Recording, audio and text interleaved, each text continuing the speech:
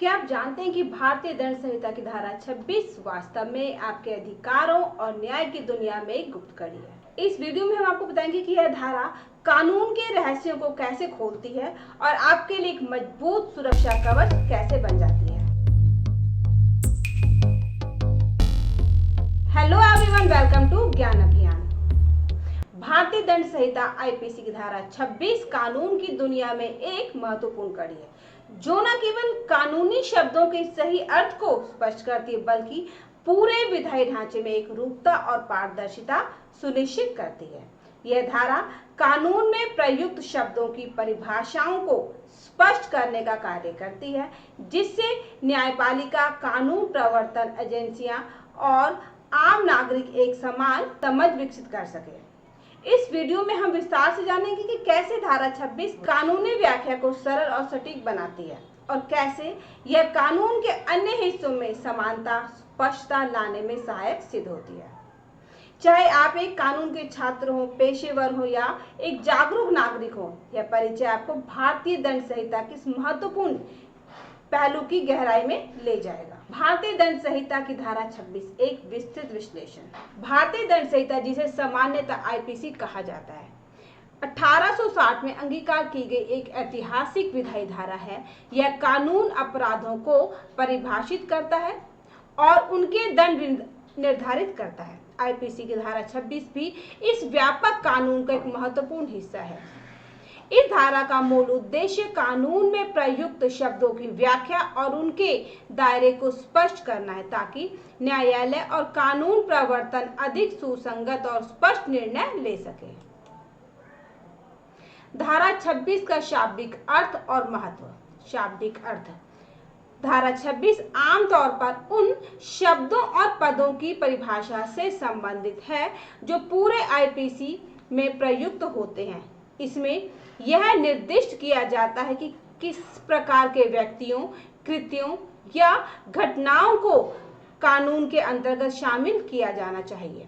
इसका उद्देश्य कानूनी भाषा में अस्पष्टता को दूर करना और विभिन्न धाराओं में एकरूपता बनाए रखना है।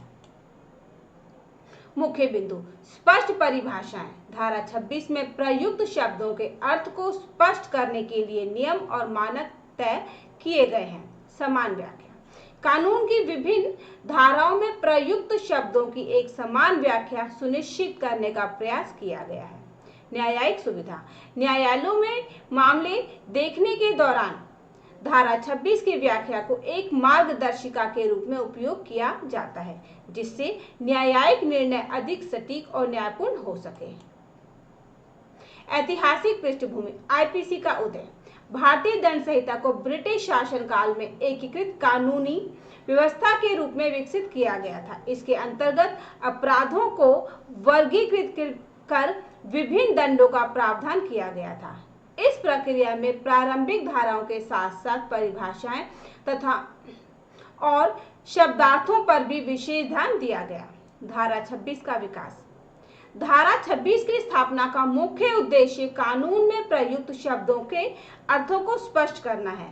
समय के साथ साथ न्यायिक व्याख्या में हुई परिवर्तनों ने इस धारा की महत्वपूर्णता और भी बढ़ा दी है। यह न केवल कानून के अध्ययन में बल्कि व्यवहारिक जीवन में भी एक मार्गदर्शक सिद्ध हुई है। कानूनी व्याख्या और सिद्धांत। न्यायालय की व्याख्याएं। न्यायिक प्रणाली में धारा 26 की व्याख्या का एक विशेष महत्व है। न्यायालय ने विभिन्न मामलों में इस धारा के तहत प्रयुक्त शब्दों और उनके दायरे को समझने के लिए व्यापक टिप्पणी दी है। न्यायाधीशों ने इस बात पर बल दिया है कि स्पष्ट परिभाषा कानून के सही प्रवर्तन में अहम भूमिका निभाती है। यह न केवल आरोपी के पक्ष में बल्कि पीड़ित के अधिकारों की रक्षा में भी सहायक सिद्ध होती है। केस स्टडीज और उदाहरण। एक ऐसे मामले में जहां शब्दों की अस्पष्टता के कारण अपराध की परिभाषा विवादास्पद हो गई थी, न्यायालय ने धारा 26 के तहत दी गई परिभाषाओं को ध्यान में रखते हुए सटीक निर्णय लिया। मामला 2, दूसरी ओर एक अन्य मामले में जहां आरोपी द्वारा किए गए कृत्यों की प्रकृति पर सवाल उठे, न्यायालय ने धारा 26 के मानदंडों का सहारा लेकर यह स्थापित किया कि किस प्रकार के कार्यों को कानून के अंतर्गत लाया जा सकता है। इन उदाहरणों से यह स्पष्ट होता है कि धारा 26 न केवल कानूनी शब्दावली की स्पष्टता प्रदान करती है, बल्कि अपराधों की प्रकृति और दंड निर्धारित करने में भी एक महत्वपूर्ण साधन है। धारा 26 के प्रभाव और प्रासंगिकता। आम नागरिक पर प्रभाव। धारा 26 का प्रभाव सीधे तौर पर आम नागरिकों पर भी पड़ता है।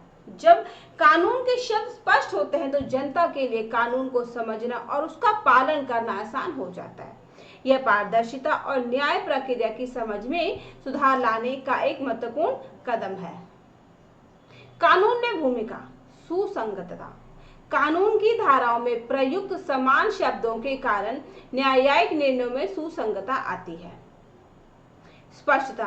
न्यायालय और कानूनी विद्वानों के लिए धारा 26 और निश्चित परिभाषाएं प्रदान करती है, जिससे विवादों का समाधान सरल हो जाता है। शिक्षा में योगदान। विधि के छात्र और पेशेवर कानूनविद भी इस धारा का अध्ययन करके कानून के मूल सिद्धांतों और परिभाषाओं को बेहतर ढंग से समझ पाते हैं। अंतर्राष्ट्रीय संदर्भ। अन्य देशों में समान प्रावधान। विश्व के कई देशों में कानूनी शब्दों की स्पष्ट व्याख्या के लिए समान धाराएं प्रचलित हैं। उदाहरण के लिए अंग्रेजी कानून में भी शब्दों की परिभाषा और उनके दायरे को स्पष्ट करने के लिए विशेष प्रावधान मौजूद है। इस प्रकार भारतीय दंड संहिता की धारा 26 एक वैश्विक कानूनी सिद्धांत के अनुरूप है, जो कानून के प्रवर्तन में समानता और स्पष्टता सुनिश्चित करती है। वैश्विक न्याय मानदंड। न्यायिक प्रक्रियाओं में यह आवश्यक है कि कानून की भाषा स्पष्ट और अप्रतिबंधित हो। अंतर्राष्ट्रीय न्यायालय और अन्य देशी कानून व्यवस्था भी इसी सिद्धांत का पालन करते हैं, जिससे कानून का सही और निष्पक्ष प्रवर्तन संभव हो सके। अब हम कुछ बहुविकल्पी प्रश्न करेंगे और जानेंगे कि हमने कितना सीखा। भारतीय दंड संहिता की धारा 26 का मुख्य उद्देश्य क्या है? इसका सही जवाब है ऑप्शन बी, अपराध की परिभाषा में प्रयुक्त शब्दों की स्पष्ट व्याख्या करना। धारा 26 का प्रयोग कानून में किस प्रकार की अस्पष्टता को दूर करने के लिए किया जाता है? इसका सही जवाब है ऑप्शन सी, कानूनी शब्दों के अर्थ में अस्पष्टता। निम्नलिखित में से कौन सा बिंदु धारा 26 के महत्व को स्पष्ट करता है? इसका सही जवाब है ऑप्शन ए, यह न्यायिक व्याख्या में एकरूपता सुनिश्चित करती है। धारा 26 के अनुसार कानून में प्रयुक्त शब्दों की व्याख्या किस आधार पर की जाती है? इसका सही जवाब है ऑप्शन बी, पूर्व निर्धारित नियमों और मानकों पर। धारा 26 का अध्ययन किनके लिए विशेष रूप से उपयोगी माना जाता है? इसका सही जवाब है ऑप्शन बी, कानून के छात्र, पेशेवर कानूनविद और आम नागरिक सभी के लिए। धारा 26 की स्पष्ट परिभाषाएं किस कार्य में सहायक होती हैं? इसका सही जवाब है ऑप्शन बी, न्यायालय द्वारा सही और न्यायपूर्ण निर्णय लेना। अंतर्राष्ट्रीय कानूनी मानदंड के संदर्भ में धारा 26 की विशेषता किस प्रकार से देखी जा सकती है?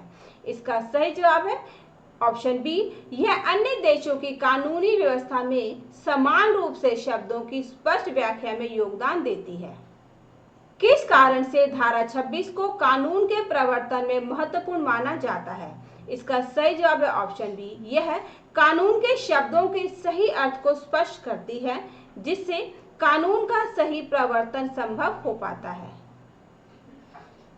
भारतीय दंड संहिता की धारा 26 के अध्ययन से कौन सा लाभ होता है? इसका सही जवाब है ऑप्शन सी, कानून की भाषा स्पष्ट और समझने योग्य बनती है। निम्नलिखित में से कौन सा कथन धारा 26 के प्रभाव को सही ढंग से व्यक्त करता है? इसका सही जवाब है ऑप्शन बी, धारा 26 न्यायिक निर्णयों में एकरूपता और पारदर्शिता सुनिश्चित करने में महत्वपूर्ण भूमिका निभाती है। भारतीय दंड संहिता की धारा 26 कानून की भाषा को स्पष्ट, सुसंगत और समझने योग्य बनाने में एक महत्वपूर्ण कड़ी है। इसकी सहायता से न्यायालय में मामलों की सुनवाई अधिक पारदर्शी होती है। कानूनी विवादों का समाधान कर भी सरलता से किया जा सकता है। इस धारा का अध्ययन केवल कानूनविद बल्कि आम नागरिक के लिए भी आवश्यक है, ताकि वे कानून को बेहतर ढंग से समझ सके और अपने अधिकारों तथा कर्तव्यों के प्रति सजग रह सके। कानून में और अधिक सुधार और संशोधन के साथ धारा 26 के सिद्धांत भी विकसित होते रहे हैं, जिससे व्यापक प्रणाली में पारदर्शिता और समानता लाई जा सके। तो मुझे उम्मीद है कि इस वीडियो में दी गई जानकारी से आपको भारतीय दंड संहिता की धारा 26 के महत्व, उसकी कार्यप्रणाली की स्पष्ट समझ मिल गई है। तो इस धारा के माध्यम से कानून की भाषा में स्पष्टता, न्यायिक प्रक्रिया में सुसंगतता आती है, जो मजबूत कानूनी व्यवस्था की नींव रखती है। तो अगर ये वीडियो आपको अच्छी लगी, उपयोगी लगी, तो इसे लाइक करें, शेयर करें, चैनल को सब्सक्राइब करें, बेल आइकन दबाएं ताकि हमारी अगली वीडियो की जानकारी आपको मिल सके। ये हमारा QR कोड है, इसको स्कैन करके आप अपने ज्ञान अभियान चैनल को सपोर्ट कर सकते हैं। तो मिलते हैं एक नई वीडियो में नई जानकारी के साथ, तब तक के लिए गुड बाय।